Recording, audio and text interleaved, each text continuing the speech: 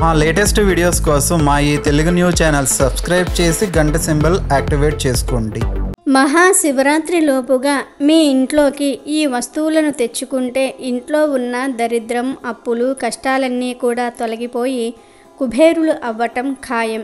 ఎంతో పవిత్రమైన మహాశివరాత్రి లోపుగా ఎవరైతే వారి ఇంటికి ఈ వస్తువులను తెచ్చుకుంటారో ఖచ్చితంగా వారికి ఉన్న ఆర్థిక సమస్యలన్నీ కూడా తొలగిపోయి అష్టైశ్వర్యాలు సిద్ధిస్తాయి. దాదాపు అందరూ కూడా మహాశివరాత్రిని ఎంతో భక్తి శ్రద్ధలతో జరుపుకుంటూ ఉంటారు.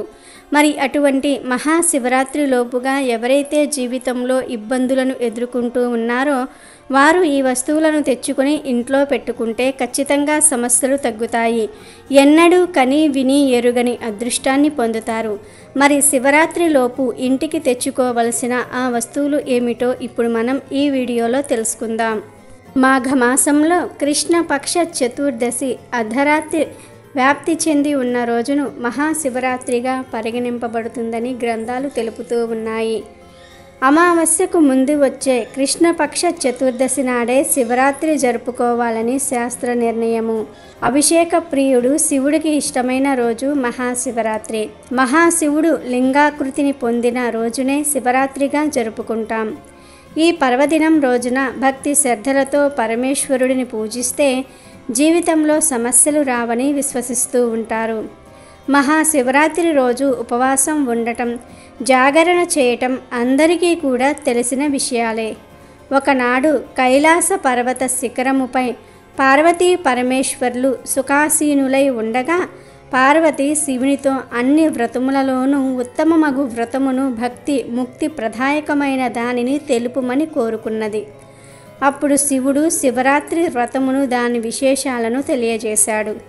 దీనిని మాఘ బహుళ చతుర్దశి నాడు ఆచరించాలని తెలిసి గాని తెలియక గాని ఒక్కమారు చేసినను యముని నుండి తప్పించుకొని ముక్తి పొందుతారని దాని వృత్తాంతసారము ఈ కథ రూపంలో వివరించెను. ఒకప్పుడు ఒక పర్వత ప్రాంతమున హింసా వృత్తి కల బోయేవాడు ఒకడు ఉండేవాడు. అతడు ప్రతి ఉదయం కూడా అడవికి వేటకు వెళ్ళి సాయంత్రం ఏదైనా మృగమును చంపి తెచ్చుకొని కుటుంబాన్ని పోషించేవాడు. కానీ ఒకనాటి ఉదయమున బయలుదేరి వెళ్ళి అడవంతా కూడా తిరిగిన ఒక్క మృగము కూడా దొరకలేదు. ఆ రోజు చీకటి పడుతూ ఉన్న ఉత్త చేతులతో ఇంటికి వెళ్ళడానికి మనస్కరించక వెనుతిరిగెను. దారిలో అతనికి ఒక తటాకము కనిపించెను. ఏవైనా మృగాలు నీరు త్రాగుట కోసం అచ్చటికి తప్పకుండా వస్తాయని వేచి ఉండి వాటిని చంపవచ్చునని ఆలోచించి దగ్గరనున్న ఒక చెట్టెక్కి తన చూపులకు అడ్డముగా ఉన్న ఆకులను కాయలను విరిచి కింద పడవేయసాగాను. చలికి శివశివాయని వణుకుచూ విల్లు వెక్కిపెట్టి మృగాల కోసం వేచి ఉండెను. మొదటి జామున ఒక పెంటిలేడి నీరు త్రాగుటకు అక్కడకు వచ్చెను. వ్యాధుడు దానిపై బాణము విడవబోగా లేడి భయపడక, వ్యాధుడా నన్ను చంపకుము అని మనుష్య వాక్యులతో మాట్లాడెను. వ్యాధుడు ఆశ్చర్యపడి మనుషుల వలె మాట్లాడుతూ ఉన్నావు, నీ సంగతి తెలుపుమని కోరుకున్నెను. దానికి జింక, నేను పూర్వజన్మమున రంభయను అప్సరసను, హిరణ్యాక్షుడను రాక్షసరాజును ప్రేమించి శివుణ్ణి పూజించట మరిచితిని. దానికి రుద్రుడు కోపించి, కామాంతురమైన నీవు నీ ప్రియుడును జింకలుగా 12 ఏళ్లు గడిపి ఒక ఆదుడు బాణముతో చంపనుండగా శాప విముక్తులవుతారని సెలవిచ్చెను. నేను గర్భిణిని, అవధ్యను గనుక నన్ను వదులుము. మరొక పెంటి జింక ఇచ్చటికి వచ్చును, అది బాగుగా బలిసి ఉన్నది, కావున దానిని చంపుము. లేనిచో నేను వసతికి వెళ్ళి ప్రసవించి శిశువును బంధువులకు అప్పగించి తిరిగి వస్తాను అని అతన్ని ఒప్పించి వెళ్ళిపోయింది. రెండవ జాము గడిచెను. మరొక జింక కనిపించెను. వ్యాధుడు సంతోషించి విల్లెక్కు పెట్టి బాణము విడవబోగా అది చూసిన జింక భయపడి మానవ వాక్కులతో, ఓ వ్యాధుడా, నేను విరహముతో కృషించి ఉన్నాను, నాలో మేధో మాంసములు లేవు, నేను మరణించినా నీ కుటుంబానికి సరిపోను. ఇక్కడికి అత్యంత స్థూలమైన మగజింక ఒకటి వస్తుంది, దానిని చంపుము, కానిచో నేనే తిరిగి వస్తాను అనెను. ఆ వేటగాడు దానిని కూడా విడిచిపెట్టెను. మూడవ జాము వచ్చెను. వ్యాధుడు ఆకలితో జింక కోసం చూస్తూ ఉన్నాడు. అంతలో ఒక మగజింక అక్కడికి వచ్చెను. వింటితో బాణము విడవబోగా ఆ మృగము వేటగాడిని చూసి మొదటి 2 పెంటి జింకలు తన ప్రియురాల్ని తానే చంపెనా అని ప్రశ్నించెను. అందుకు వ్యాధుడు ఆశ్చర్యపడి 2 పెంటి జింకలు మరలి వచ్చుటకు ప్రతిజ్ఞ చేసి వెళ్ళినవి నిన్ను నాకు ఆహారముగా పంపుతాయని చెప్పాయని అన్నాడు. ఆ మాట విని నేను ఉదయాన్నే మీ ఇంటికి వచ్చెదను, నా భార్య ఋతుమతి ఆమెతో గడిపి బంధుమిత్రుల అనుజ్ఞ పొంది మరలా వస్తాను అని ప్రమాణములు చేసి వెళ్ళెను. ఇట్లు 4 జాములు గడిచి సూర్యోదయ సమయంలో వ్యాధుడు జింకల కొరకు ఎదురు చూస్తూ ఉండెను. కొంతసేపటికి ఆ 4 జింకలను వచ్చి నన్ను మొదట చంపుము, నన్నే మొదట చంపుమని అనుచు వ్యాధుని ఎదుట మోకరిల్లెను. అతడు మృగముల సత్యనిష్టకు ఆశ్చర్యపడెను.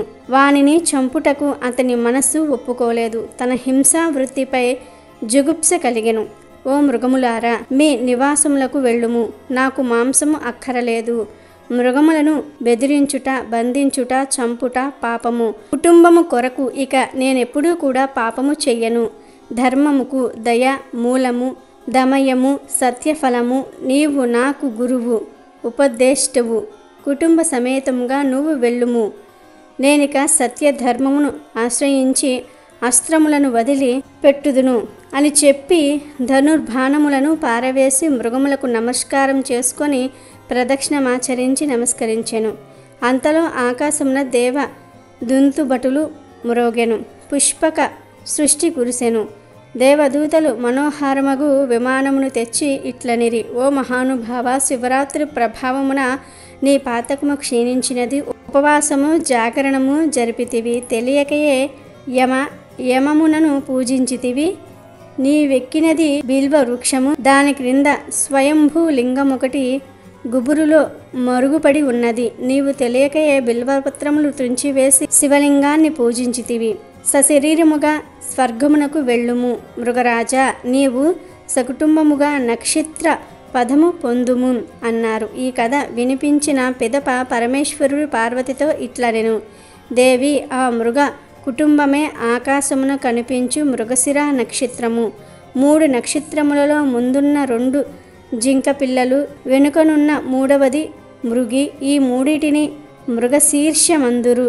దాని వెనుక నుండు నక్షత్రములలో ఉజ్వలమైనది లుబ్ధక నక్షత్రము. మహాశివరాత్రి రోజున అర్ధరాత్రి 12 గంటలకు జ్యోతిస్వరూపుడైన శివుడు లింగరూపంలో దర్శనమిచ్చే పవిత్ర పర్వది కాలం కాబట్టి శివుడి అనుగ్రహం కొరకు రాత్రి మేల్కొని భక్తితో అభిషేకాలు, పూజలు, భజనలు చేస్తారు. అందుచేత శివరాత్రిగా పిలువబడుతుంది. ఇది హిందువులకు, ముఖ్యంగా శైవులకు అత్యంత పుణ్యప్రదమైన రోజు.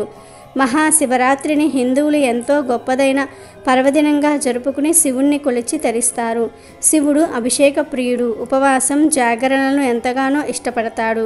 నిత్యం మంచు కొండల్లోనే ఉండే ఆ దేవదేవుడు అభిషేకాన్ని ఇష్టపడతారు. అందుకే నిత్యం ఆయన్ను నీటితో అభిషేకిస్తే మంచిదని చెప్తూ ఉంటారు. ముక్కంటి కంఠంలో కాలకూట విషం ఉంది కాబట్టి దాని కారణంగా ఆయన శరీరం వేడిగా ఉంటుందని, చల్లని నీటితో అభిషేకం చేయటం వల్ల ఆయన శరీరం చల్లగా మారుతుందని చెప్తూ ఉంటారు. మహాశివరాత్రి రోజున ఆయనకు అభిషేకం చేసి బ్రహ్మచర్యం పాటించాలి. నేలపై పడుకోవటం, సాత్విక ఆహారం తీసుకోవటం, ఒక్కపూట భోజనం, శారీరక మానసికంగా శుద్ధిగా ఉండాలి. కోపతాపాలు, ఇతరులు నిందించటం వంటి పనులు చేయనేకూడదు. శివరాత్రి మహత్యమంతా కూడా రాత్రి వేళల్లోనే ఉంటుంది. అందుకే భక్తజనులందరూ కూడా ఈ రాత్రిపూట భజనలు, పురాణ కాలక్షేపం లేదంటే శివనామ స్మరణతో గడుపుతూ ఉంటారు. కొందరు వీలున్న వారు అర్ధరాత్రి లింగోద్భవ కాలంలో అభిషేకాలు, అర్చనలు చేయించి శివకృపా కటాక్షాలను పొందుతారు. రోజంతా శివ పంచాక్షరి మంత్రం ఓం నమశివాయ అంటూ ధ్యానం చేయటం వల్ల మనసుకు ప్రశాంతత చేకూరుతుంది. ఇంతటి పవిత్రమైన శివరాత్రి రోజు పెద్దలు కొన్ని వస్తువులను తెచ్చుకొని ఇంట్లో పెట్టుకుంటే మంచిదని, ఆ శివ అనుగ్రహం కలుగుతుందని చెప్తూ ఉన్నారు. మరి ఆ వస్తువులేమిటో తెలుసుకుందాం. శివరాత్రి లోపు ఒక దక్షిణావృత శంఖం ఇంటికి తెచ్చుకుంటే అదృష్టం కలుగుతుందని పండితులు చెప్తూ ఉన్నారు. దక్షిణావృత శంఖం ఎంతో ప్రత్యేకమైనది. దీనిని శివరాత్రి లోపు ఇంటికి తెచ్చుకొని పూజ గదిలో పెట్టుకుంటే లక్ష్మీదేవి ప్రసన్నమవుతుంది. పరమశివుడి అనుగ్రహంతో మీరు ధనవంతులుగా మారిపోతారు. కావున మీరు కూడా శివరాత్రి లోపు లేదా శివరాత్రి రోజు అయినా సరే ఒక దక్షిణావృత శంఖం తెచ్చుకొని పూజ గదిలో పెట్టుకుంటే ఆ పరమేశ్వరుడి యొక్క అనుగ్రహం కలుగుతుంది. ఇక రెండవది డమరుకం. శివునికి డమరుకం అన్నా కూడా చాలా ఇష్టం. డమరుక శబ్దం అన్నా కూడా ఎంతో ఇష్టం. శివుడి చేతిలో ఎప్పుడూ కూడా ఒక డమరుకం ఉంటుంది. కాబట్టి శివుడికి ఎంతో ఇష్టమైన మహాశివరాత్రిలోపు ఒక చిన్న డమరుకాన్ని తెచ్చుకొని పూజ గదిలో పెడితే శివుడి అనుగ్రహం కలుగుతుందని పండితులు అంటూ ఉన్నారు. కనుక శివరాత్రిలోపు ఒక డమరుకం చిన్నది తెచ్చుకొని పూజ గదిలో పెట్టుకోండి. మూడవది త్రిశూలం. త్రిశూలం యొక్క 3 కొనలు కోరిక, చర్య మరియు జ్ఞానం యొక్క 3 శక్తులను సూచిస్తాయి. త్రిశూలం అంటే శివుడికి ఎంతో ఇష్టం. కాబట్టి శివరాత్రిలోపు ఒక చిన్న త్రిశూలాన్ని తెచ్చుకొని పూజ గదిలో పెట్టుకుంటే పరమేశ్వరుడి అనుగ్రహం కలుగుతుంది. దరిద్రం పోయి అదృష్టం మిమ్మల్ని వరిస్తుంది. 4వది గోవు బొమ్మ. ఎవరైనా సరే మహాశివరాత్రిలోపు ఒక గోవు బొమ్మను తెచ్చుకొని పూజ గదిలో పెట్టి ఉంచితే కోరిన కోరికలు నెరవేరుతాయి. గోవు సాక్షాత్తు లక్ష్మీదేవి యొక్క స్వరూపం. ఎవరైతే మహాశివరాత్రిలోపు గోవు బొమ్మను ఇంటికి తెచ్చుకుంటారో వారికి సకల సంపదలు కూడా సిద్ధిస్తాయి. అలాగే మహాశివరాత్రిలోపు గవ్వలు, గోమతి చక్రాలు, తామర గింజలు వంటి లక్ష్మీప్రదమైన వస్తువులను ఇంటికి తెచ్చుకుంటే లక్ష్మీదేవి అనుగ్రహం లభిస్తుంది. చివరిగా రుద్రాక్షలు మరియు నందీశ్వరుడి యొక్క బొమ్మ. మహాశివరాత్రిలోపు ఎవరైతే రుద్రాక్షను కానీ, మహానందీశ్వరుడి యొక్క బొమ్మ కానీ, రుద్రాక్ష మాలను కానీ ఇంటికి తెచ్చుకొని శివుడికి సమర్పిస్తారో వారికి ఉండే దరిద్రం అంతా కూడా పోతుంది. శివుడి అనుగ్రహం లభిస్తుంది. శివుడికి ఎంతో ప్రీతికరమైనటువంటి నందీశ్వరుడు బొమ్మను తెచ్చుకొని ఇంట్లో పెట్టుకుంటే ఎంతో మంచిది. పూజ గదిలో శివుడి ఫోటో ముందు ఈ నందీశ్వరుడి బొమ్మ పెడితే మీకు సకల శుభాలు కలుగుతాయి. ఈ వస్తువుల్లో ఏ ఒక్క వస్తువుని ఇంటికి తెచ్చుకున్నా శుభం జరుగుతుంది. కానీ ఆల్రెడీ ఇంట్లో ఉంటే అవసరం లేదు. ఈ వస్తువులు ఇప్పటి వరకు ఇంట్లో లేని వారు శివరాత్రిలోపు కానీ శివరాత్రి రోజు కానీ ఇంటికి తెచ్చుకోండి. అన్ని శుభాలే జరుగుతాయి. అమెజాన్లో బెస్ట్ డిస్కౌంట్స్ కోసం వీడియో డిస్క్రిప్షన్లో లింకు ఉంది, చూడండి. అలాగే మా టెలిగ్రామ్ ఛానల్ సబ్స్క్రైబ్ చేసుకోండి.